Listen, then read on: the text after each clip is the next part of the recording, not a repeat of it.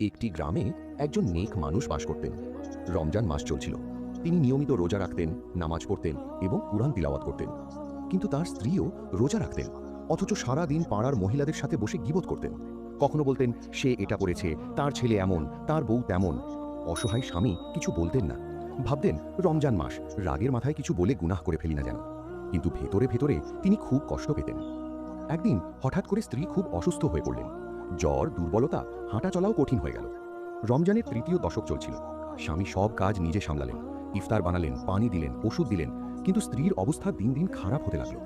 সেই রাতে তিনি এক অদ্ভুত স্বপ্ন দেখলেন তিনি এক অন্ধকার জায়গায় দাঁড়িয়ে আছেন। চারপাশে মানুষ আছে, কিন্তু সবাই তার থেকে মুখ ফিরিয়ে আছে। হঠাৎ একটি আওয়াজ এলো, তুমি রোজা রাখতে, কিন্তু তোমার জিহ্বার রোজা কবে রেখেছ?